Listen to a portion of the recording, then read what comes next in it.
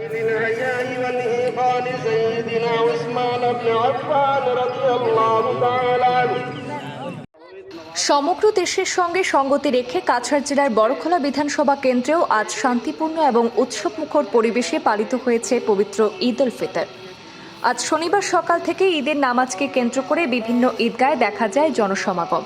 অনুকূল আবহাওয়া এবং উৎসবের আবহে ঈদগাহ প্রাঙ্গণগুলো ভরে ওঠে আনন্দ আর উচ্ছ্বাসে। নির্ধারিত সময়ের আগে নতুন পোশাকে সজ্জিত হয়ে তাকবীর ধ্বনি দিতে দিতে ঈদগাহমুখী হন ধর্মপ্রাণ মুসল্লিরা।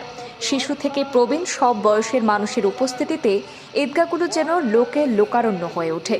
ধর্মীয় নিয়ম মেনে 6 তাকবীর বিশিষ্ট 2 রাকাত ওয়াজিব নামাজ আদায় করেন মুসল্লিরা। এরপর খুতবা পাঠ এবং বিশেষ মোনাজাতের মাধ্যমে দেশ, জাতি এবং সমগ্র মানব জাতির কল্যাণ কামনা করা হয়।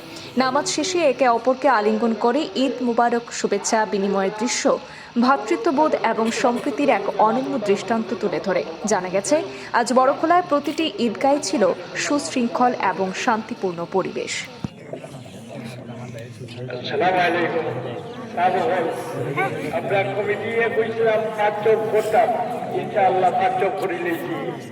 আমি অত্যন্ত খুশির ঈদে আমি অত্যন্ত মর্মাহত। পৃথিবী জুড়ে যারা খাবার পাচ্ছে না, যারা ঈদের সময় বস্ত্র পাচ্ছে না, তাদের দুঃখে অত্যন্ত দুঃখিত। আর বিশেষ করে আজকের এই দিনে এ উপলক্ষে কাছাড়ের এক নাগরিক হিসেবে আমি খুবই কৃতজ্ঞ আমাদের সম্মানিত ডেপুটি কমিশনার মহোদয়ের কাছে। তিনি শুধু আজকের দিনের উপলক্ষে একটি প্রিপারেটরি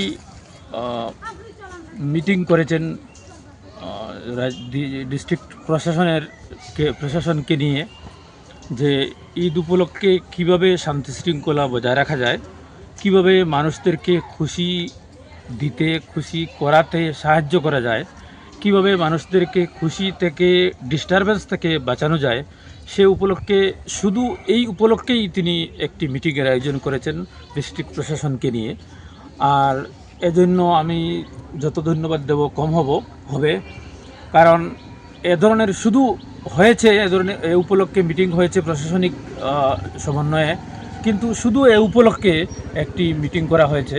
সেজন্য আমি ডেপুটি কমিশনার মহোদয় তথা কাছাড় প্রশাসনকে আমি আমাদের ঈদগাহ কমিটির পক্ষ থেকে, এলাকাবাসীর পক্ষ থেকে, সম্পূর্ণ কাছাড়বাসীর পক্ষ থেকে আমি আন্তরিক ধন্যবাদ জানাই। নামাজ আদায় করে আমরা এই ঈদগাহ থেকে বাড়িমুখে রওনা হচ্ছি। আমাদের সুন্দর সুষ্ঠুভাবে আমাদের ইমাম বদরুল তাবাদার সাহেব সুন্দরভাবে ইমামতি করে নিয়েছেন।